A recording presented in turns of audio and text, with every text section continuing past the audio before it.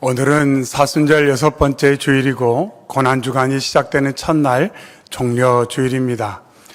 예수님께서 예루살렘에 입성하실 때 많은 사람들이 열광적으로 예수 맞이하면서 종려나무 가지를 흔들었기에 오늘을 종려주일이다 이렇게 부르기도 하고, 또 사람들이 예수님을 맞이할 때 호산나를 외쳐서 호산나 주일이라고도 부릅니다. 이 고난주간에 저희를 위해 이 땅에 오신 예수님의 사랑, 그 은혜를 온전히 새롭게 누림으로 말미암아 우리의 마음과 생각과 삶 가운데 예수 사랑이 가득 충만하시기를 주의 이름으로 축원합니다. 아멘. 본문의 말씀 가운데는 예수님께서 예루살렘에 입성하실 때 사람들이 예수님 앞에서 어떻게 반응했는지가 잘 나타나 있습니다. 본문 앞 8절에 무리의 대다수는 그들의 겉옷을 길에 폈다 이렇게 말하고 있습니다. 많은 사람들이 예수님께서 예루살렘에 입성하신다는 소식을 듣고 거기에 모여들었는데, 그들이 한 행동은 뭐냐면 종려나무 가지를 들고 예수님을 연호하면서 호산나를 외쳤을 뿐만 아니라 그들이 자신의 겉옷을 길에 펴서 예수님 가시는 길을 예비했다 이렇게 말씀하고 있습니다. 우리로서는 상당히 생경하고 낯선 광경입니다. 누군가 우리가 존경하고 우리가 어떤 기대를 갖고 있는 사람이라 할지라도 그가 가는 길에다가 우리의 겉옷을 깐다는 것은 우리에게 익숙하지 않습니다. 하지만 성경에 보면 그러한 사건이 자주 나타나 있습니다. 열왕기하 9장에 무리가 각각 자기의 옷을 급히 가져다가 섬돌 위 곧 예후의 밑에 깔고 나팔을 불며 이르되 예후는 왕이니라, 이렇게 이스라엘 백성들이 열광적으로 예후를 맞이했습니다. 이 장면을 통해 사람들은 왕을 맞이할 때 존경과 그 권위에 대한 태도로 그들이 자신의 겉옷을 길에 깔고 그를 맞이하는 그런 모습을 보게 됩니다. 예수님께서 예루살렘에 입성할 때 사람들이 자기의 겉옷을 깐 것은 결국 예수님을 왕으로 맞이한 것입니다. 당신이 우리의 왕입니다. 나는 당신을 왕으로 알고 오늘 이렇게 적극적으로 맡겠습니다. 그런 행동으로 그들이 자신의 겉옷을 길에 깔았다는 것입니다. 그러면서 사람들은 종려나무 가지를 흔들면서 호산나를 외쳤습니다. 9절에 앞에서 가고 뒤에서 따르는 무리가 소리 높여 이르되 호산나 다윗의 자손이여 찬송하리로다. 주의 이름으로 오시는 이여 가장 높은 곳에서 호산나 하더라. 사람들이 종려나무 가지를 흔들면서 계속해서 호산나라고 외쳤습니다. 이 호산나라는 것은 구원하소서 이런 뜻입니다. 어떤 번역에 보면 지금 구원해 주십시오 이렇게도 번역되어 있습니다. 이스라엘 백성들이 예수님을 향해 요청하고 기대하는 것은 하나입니다. 당신이 우리를 구원해 주기를 바랍니다. 우리는 구원이 필요한 존재입니다. 당신이 아니고서는 우리는 구원을 소망할 수가 없습니다. 이렇게 이스라엘 백성이 예수님께 열광하면서 왕으로 예수님을 맞이하면서 또한 예수님을 구원자로서 그들이 환호하고 있는 것을 볼 수가 있습니다. 시편 118편에 여호와여 구하옵나니 이제 구원하소서, 시편에서도 호산나를 찬양하고 있습니다. 이스라엘 백성들이 이런 말씀을 기억하고 예수님을 맞으면서 호산나 호산나, 그들이 큰 목소리로 예수님을 지금 맞고 있는 것입니다.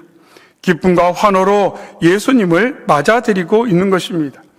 그러면서 그들이 호산나를 외칠 뿐만 아니라 예수님을 향해 다윗의 자손이라고, 주의 이름으로 오시는 이라고 그들이 고백하며 찬양을 했습니다.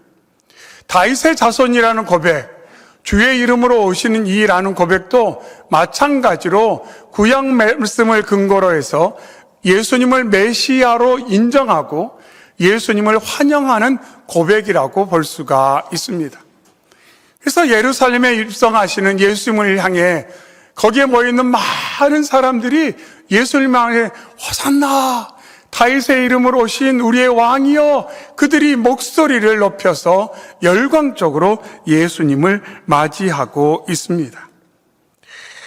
그들이 그처럼 예수님을 열광적으로 맞이한 데는 그들이 지금까지 경험한 것들이 너무 놀랍고 그들에게 강한 확신을 주었기 때문입니다. 얼마 전에 예수님께서 예루살렘에서 얼마 떨어지지 않는 베다니에서 죽은 지 나흘이나 된 나사로를 살리는 놀라운 이적이 있었다는 것을 이스라엘 사람들은 많이 들어서 알고 있습니다. 저가 우리의 메시아가 아니라면 누구겠느냐? 하나님께서 예수를 통해 우리에게 그와 같은 놀라운 일을 앞으로도 행할 것이다. 큰 기대를 가지고 예수님을 이처럼 호산나라고 외치며 맞이하고 있는 것입니다. 이러한 일로 말미암아 예루살렘 성에 큰 소동이 일어났습니다. 10절 상반에 예수께서 예루살렘에 들어가시니 온 성이 소동했다, 이렇게 말합니다. 여기서 소동한다는 것은 지진이 일어나서 충격을 받는다, 혼란에 빠진다, 이런 의미를 가지고 있습니다. 예수님을 맞이하는 사람들의 열기가, 그 환호가 얼마나 컸던지 성 안에 있던 사람들은 마치 지진이 일어난 같은 큰 충격과 혼란을 겪게 되었다는 겁니다. 아주 오래전 이야기인데 서울에서 일이 있어가지고 이렇게 잠실 쪽을 지나가는데 갑자기 지진이 난 것 같이 뭔가 흔들거림을 느끼게 됐어요. 무슨 일인가 알아봤더니 지진이 난 것이 아니라 거기 운동장에서 그날 연고전이 있었어요. 그래서 연대생, 고대생들이 다 모여가지고 자기 대학을 응원하는, 선수들은 막 응원하는 그 소리가 얼마나 컸는지 그냥 잠실벌이 막 뭔가 지진이 일어난 것처럼 진동이 나타나더라고요. 근데 언제 자료 보니까 그처럼 사람들이 수십만, 수만 명이 모여서 막 열광을 하면 진짜 지진이 일어나는 것처럼 뭔가 파동이 발생을 한대요. 그러니까 주변 사람들은 뭐 전혀 마음의 준비도 없이 갑자기 땅이 흔들리는 것 같은 그러한 충격을 경험하며 당황하게 된다는 겁니다. 예루살렘에 그날 그런 일들이 일어났다는 거예요. 6월절을 맞이해서 어떤 자료에 보니까 약 200만이 넘는 많은 사람들이 예루살렘에 모였을 것이다, 이렇게 추측을 합니다. 그들 가운데 많은 사람들이 예루살렘 성문에 나아가 예수님을 맞이하면서 막 호산나를 외치고 다윗의 자손이라고 막 종려나무 가지를 흔들고 겉옷을 길에 깔고 예수님을 맞이하는데 그 장면이 연고전 못지 않더라는 거예요. 얼마나 열광을 하느니. 그러니까 성 안에 있는 사람들은 아무런 마음의 준비도 없다가 갑자기 막 땅이 흔들리고 뭔가 막 감당할 수 없는 뭔가 현상을 경험하면서 그들 마음 가운데 두려운 마음이 들기까지 했습니다. 그러면서 사람들이 질문합니다. 10절 하반에 이는 누구냐? 이렇게 말합니다. 좀 알아봤더니 예수라는 사람이 지금 예루살렘에 들어오는데 사람들이 얼마나 열광을 하는지 그것 때문에 이런 소동이 일어났다는 것을 알고서 질문을 하는 거예요. 도대체 누구냐고. 예수님에 대한 소문이 여러 지역으로 퍼져나갔지만 오래간만에 예루살렘을 찾은 많은 순례객의 입장에서는 예수님에 대한 정보가 없던 사람들도 분명 있었을 것입니다. 그래서 많은 사람들이 예수님을 열광하고 환호하고 맞이하는 그 상황을 놓고 주변 사람들에게 물어보는 거예요. 도대체 누구냐고. 근데 이 질문에는 두 가지 의미가 섞여 있습니다. 하나는 경멸의 의미와 또 하나는 경외의 의미가 담겨 있습니다. 어떤 사람들은 예수님에 관한 이야기를 들었지만 예수님에 대해서 마음의 문을 열지 못하고 이렇게 물어봅니다. 아니, 그렇다고 그 예수가 온다고 이렇게까지 할 필요가 있겠느냐? 이렇게 하면서 예수님을 좀 없이 여기면서 질문하는 사람들도 분명 있었을 것입니다. 또 어떤 사람은 도대체 예수님이 누구기에 사람들이 이렇게 열광하는가?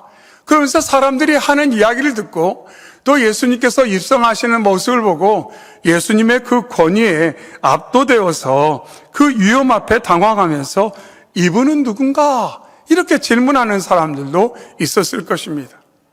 동일한 상황이지만, 동일한 상황을 경험했지만 어떤 사람은 말하기를 아니 그 사람이 누구라고 그래? 이렇게 말하는 이들도 있었고, 도대체 그분은 누구셔? 라고 말하는 사람들도 분명 그 가운데 있었다는 것입니다. 그런 질문에 사람들이 답하기를 갈릴리 나사렛에서 나온 선지자 예수라, 이렇게 사람들이 응답을 합니다. 갈릴리 나사렛에서 나온 예수다, 선지자다, 이렇게 응답했다는 겁니다. 여기서 사람들의 이해를 우리는 엿볼 수가 있습니다. 하나의 소개는 뭐냐면 예수님이 나사렛 갈릴리 출신이라는 겁니다. 우리가 계속 말씀을 나눈 것처럼 이스라엘 백성들이 기다려온 메시아의 출생지는 유대 땅 베들레헴으로 이미 예언이 되어 있습니다. 그래서 모든 이스라엘 백성들의 생각 가운데는 메시아는 베들레헴 출생이다. 그런데 예수님은 갈릴리 지방 나사렛 출생이라는 이야기를 듣고 사람들이 나사렛 예수 그렇게 말하니까 좀 혼란스러운 거예요. 예수님이 행하신 이적, 예수님의 말씀 속에 나타난 권위, 그것을 듣고 경험할 때는 분명 하나님께서 보내신 분, 하나님께서 예수를 통해 놀라운 일을 행할 것 같은 기대감이 생기고, 야, 예수가 메시아가 아니라면 누가 메시아겠느냐, 이런 생각이 드는데, 또 한편으로 생각해 보니까 갈릴리 나사렛 출신이라고 그러니까 뭔가 성경과 잘 맞지 않은 거예요. 그래서 사람들 안에 혼란이 있었다는 겁니다. 그래서 많은 사람들이 선지자 중에 하나는 아닐까? 예수님께서 제자들에게 사람들이 나를 누구라 하더냐? 그랬더니 제자들이 예수님, 사람들이 예레미야, 엘리야, 선지자 중에 하나, 더러는 세례 요한이 살아난 거라고 말하는 사람도 있습니다. 그렇게 응답했던 것처럼 오늘 본문에서도 사람들끼리는 예수님이 선지자라고, 그래서 드러내놓고 예수님을 메시아라고 말하지 못하는 사람들의 안타까운 모습도 여기에 담겨져 있습니다. 그런데 여기서 한 가지 엿볼 것은, 이처럼 열광하고 예수님이 누구인지를 질문하고 그 질문에 대한 답을 주었던 그 사람들이 불과 며칠 지나지 않아서 예수님께서 너무나도 무기력하게 겟세마네 동산에서 체포되고 종교 지도자들, 정치 지도자들에 의해서 고난을 당하자 열광했던 이스라엘 백성들이 앞다투어서 예수님을 손절했다는 거예요. 그러면서 예수님을 부인하고 예수님을 저주하고 예수님을 십자가에 못 박으라고 아우성쳤다는 것을 우리는 잘 알고 있습니다. 어떻게 이럴 수가 있는가? 여기서 오늘 본문 말씀에서 이 열광하는 사람들의 모습 속에서 우리는 정말로 우리가 좀 더 생각해 봐야 될 메시지를 듣게 됩니다. 우리는 때때로 내가 뭔가에 열광하면, 특별히 예수님께 내가 열광하고 예수님 앞에서 내가 환호하고 예수님을 내가 따라다니면서 뭔가 열심을 내고 그러면 내가 믿음이 있다고 생각하기가 참 쉽다는 거예요. 근데 중요한 것은 내 생각대로 되지 않았을 때, 내 기대대로 되지 않았을 때, 내 생각과 하나님의 이끄신 방향이 달랐을 때, 내가 생각하는 어떤 그림과 하나님께서 이루시는 일의 모양이 달랐을 때, 정말 그럼에도 불구하고 내가 하나님을 신뢰하고 하나님을 믿고 하나님의 뜻을 존중하고 따르는 그러한 믿음이 내게 있는가 하는 것, 그것을 오늘 말씀은 우리에게 질문하고 있습니다. 예루살렘 성 앞에 모였던 이스라엘 백성들은 열광했어요. 예수, 호산나 외치면서 열광했어요.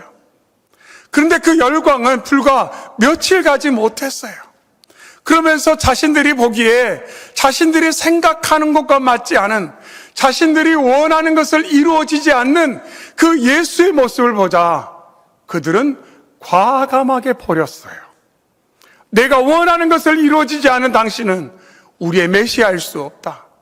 내가 기대하는 것을 이루어주지 않는 당신은 우리는 결코 믿고 따를 수가 없다. 그래서 그들은 예수님을 버렸다는 것입니다.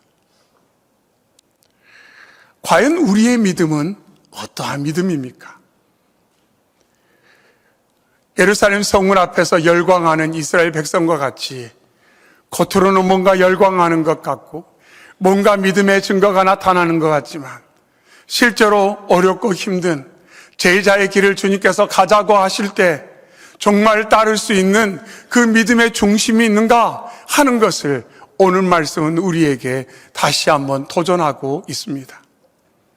근데 이 말씀 가운데 우리가 또한 시선을 어디에 두냐면 예수님께 둘 때 예수님께서는 사람들이 열광한다고 으쓱하지 않으셨어요. 사람들이 막 호산나를 외치고 연호한다고 해서 어깨에 힘 좀 주시고 의기양양하게 예루살렘에 그렇게 입성하지 않았다는 겁니다. 며칠이 지나 사람들이 예수님을 비난하고 예수님께서 고난당하실 때 모른다 외면하고 예수님께 참담한 말을 쏟아놓았을 때도 그것 때문에 마음에 상처받고 위축되어 야 힘들다 그렇게 예수님 생각하지 않았다는 거예요. 예수님의 시선은 단 하나였어요. 어떻게 하면 저들을 구원할 수 있을까? 어떻게 하면 하나님의 뜻을 이룰 수 있을까? 어떻게 하면 하나님의 영광을 회복할 수 있을까? 오직 거기에만 예수님의 시선과 마음이 있었다는 것입니다. 우리 교회가 40일 회복 기도를 하는 동안 참 많은 성도님들이 기쁨으로 새벽을 깨워 함께 기도하고 있어요. 근데 이 소식이 전해지다 보니까 주변에서 그래요. 야, 월간교회 대단하다. 그렇게 새벽을 깨워서 많이 기도한다며 이런 말을 하셔요. 그때 여러분 으쓱하지 않기를 바랍니다. 또 나가서 자랑하지 않기를 바랍니다. 이게 정상이에요. 이렇게 모여 기도하는 게 정상이에요. 이렇게 새벽을 깨워 삶의 자리에서 주님을 찾는 것이 정상이에요. 말씀드렸잖아요. 예수님 만나고 예수님을 경험하고 변화되는 것이 놀라운 일이 아니라 변화되지 않은 것이 놀라운 일이라니까요. 기도하지 않는 것이 이상한 일이에요. 그렇다고 말씀은 우리에게 계속 강조하고 있지 않습니까? 예수님이 그 길을 본을 보여주셨어요. 사람들이 막 열광한다고 예수님 거기에 마음 주도권 빼앗기지 않으셨어요. 사람들이 나를 막 버리고 나를 막 험한 말로 비난하고 정죄한다고 나에게 모멸감을 준다고 예수님 그것에 주도당하지 않으셨어요. 도리어 그들을 위해 기도해 주시고 그들을 불쌍히 여기시고 끝까지 인내하신 예수님의 모습을 우리는 이 마지막 주간의 말씀을 통해서 계속해서 묵상하고 듣게 되는 것입니다. 그것이 주님께서 우리와 함께 걸어가자고 하시는 길이라는 것을 우리가 잊지 않았으면 참 좋겠어요. 어제도 말씀 나눴잖아요. 새벽에 주님은 우리에게 순탄한 길을 예고하지 않으셨습니다. 세상에서 형통한 길을 걷게 되리라고 말씀하지 않으셨어요. 너가 믿기만 한다면 너의 삶 가운데 어려운 일이 없을 거라고 말씀하지 않으셨어요. 때로는 힘들 거예요. 때로는 외로울 거예요. 때로는 지칠 거예요. 예수님이 가신 그 길을 우리는 따라갈 거예요. 그것을 말씀하고 있습니다. 그 길을 따라갈 마음의 준비가 되어 있느냐고 말씀하고 있습니다. 예수님 따라가는 거 쉽지 않습니다. 쉽지 않아요. 예수님처럼 사랑하고 사는 삶 쉽지 않아요. 용서하고 사는 삶 쉽지 않아요. 버티고 견디는 삶 쉽지 않아요. 그래서 기도하는 거예요. 그래서 십자가 붙드는 거예요. 그래서 오직 예수님께 시선 두고 삶을 살아가는 것입니다. 선한 싸움을 싸우는 것이 내 입만으로 되리지 않아 달려갈 길을 마칠 때까지 십자가 붙드는 것이 믿음의 길이라고 말씀하고 있습니다. 우리가 오늘 예배하면서 예루살렘 성문 앞에서 연호했던 이스라엘 백성들처럼 내 소원 이루어달라고, 내 삶의 필요를 채워달라고, 내가 원하는 세상 이루어달라고, 나 잘되게 해달라고 그것만 바라본다면 우리는 며칠이 못 가서 또 실망하고 예수님 등질지도 몰라요. 그러나 하나님 앞에서 내 모습이 얼마나 연약한지를 깨닫는다면, 하나님께서 나를 사랑하시고 나를 불쌍히 여기셔서 예수님 세상에 보내주신 하나님의 크신 사랑을 내가 깨닫고 그 사랑에 붙들려서 오늘 내가 삶을 산다면, 우리는 이 땅에서 내 주변의 환경이 어떠하든지, 내 삶의 상황이 어떠하든지 거친 풍랑이도 우리 주님 바라보고 주님의 손길에 의해서 그 손길 붙들려 우리는 한 걸음 한 걸음 나아가게 될 것입니다. 이 사순절에 우리가 그 은혜를 풍성히 누리시기를 바라고, 사순절이 끝나고 아까 이부 예배 때 그 이야기 누가 하시더라고요. 나가는데 목사님 일주일 남았어요. 근데 제 마음은 뭐냐면 일주일 남은 것은 아닌 것 같은데요. 무슨 말씀인지 충분히 이해돼요. 충분히 이해돼요. 근데 지금 사순절 살듯이 살아야 되는 거예요.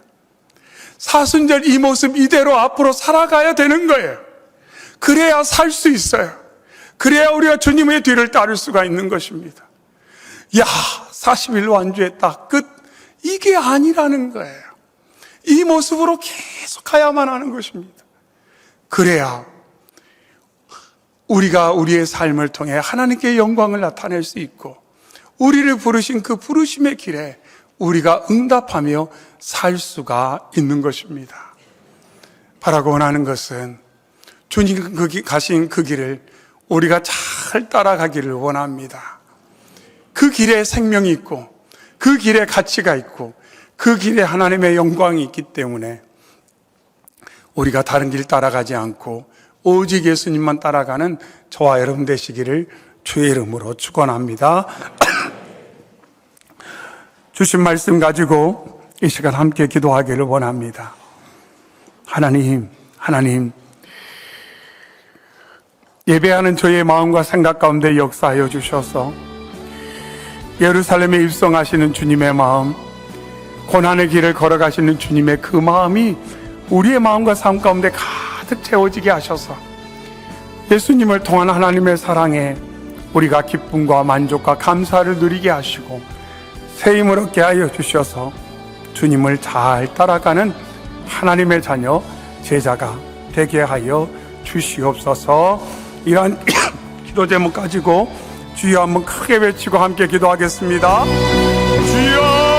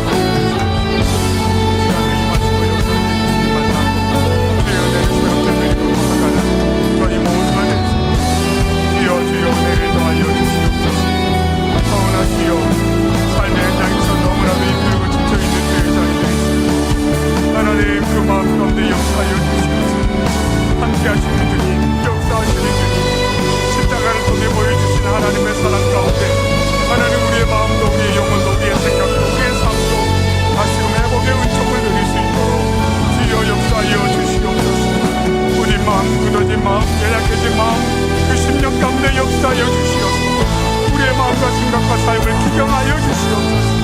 돌이켜 주시옵소서. 역사하여 주시옵소서. 아버지, 주님만을 바라봅니다. 아버지, 주님만을 의지합니다. 주여, 주여 인도하여 주시고 우리와 능력으로 역사하여 주시옵소서. 주님만 바라보고 주님만 의지하며 나아가는 저희 모두가 될 수 있도록 주여, 주여 도와주시옵소서. 저의 가정과 일터와 온된 교회 가운데 주님 역사하여 주시옵소서. 부려진 것들, 굳어진 것들 다 새롭게 하여 주시옵소서. 오직 우리의 심령 가운데 역사하신 것처럼 가정과 일 가운데, 교회 가운데 예수 사랑이 가차고 넘칠 수 있도록, 십자가의 은혜가 차고 넘칠 수 있도록 주여, 주여 인도하여 주옵소서. 붙들어 주시고 함께하여 주시옵소서. 그리하여 저희 예수를 통하여, 저희의 삶을 통하여, 저희의 공동체를 통하여 오직 예수 향기만 드러나는 하나님의 귀한 영광만 나타나는 축복의 역사가 있도록 주님 도와주시옵소서. 아버지, 주님만을 의지합니다. 주님만을 바라봅니다. 주님께 소망을 줍니다.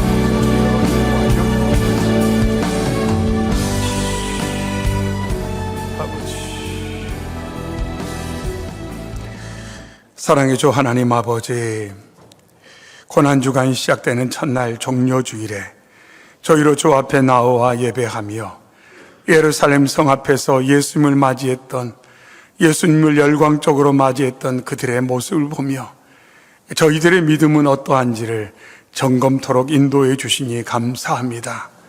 주여, 저희는 그들의 그 열광마저 없는 냉랭함은 있지 않는지 하나님 살펴보게 하시고, 또한 때때로 보여지는 어떤 모양 때문에 마치 믿음의 중심이 굳건한 것처럼 착각하지는 않았는지 늘 점검하는 저희 되게 하여 주시옵소서. 하나님, 듣기만 하여 자신을 속이는 자 되지 않게 하여 주옵시고, 하나님이 나를 사랑하셔서 나의 삶 가운데 함께 하시고 내 길을 인도하실 것을 믿고 나아가 때로 어떤 일을 경험한다 할지라도 교만의 자리에 서지도 않고 또한 절망과 낙심의 자리에도 머물지 않는 저희 모두가 되도록 믿음의 힘을 허락하여 주시옵소서. 하나님, 사랑하는 가족 중에 성도들 가운데 보여지고 들려지는 삶의 경험과 상황 때문에 때로는 교만하여져서, 때로는 위축되고 불안하여 주님께로부터 물러서 버린 혹시 영혼은 없는지 저희가 늘 점검하고 살피며 그들을 위해 기도하고 사랑으로 섬길 수 있도록 역사하여 주시옵소서. 이를 통해 온전한 회복을 경험하는 사순절 고난주간 되게 하여 주옵소서. 감사드리며 예수님의 이름으로 기도하옵나이다. 아멘.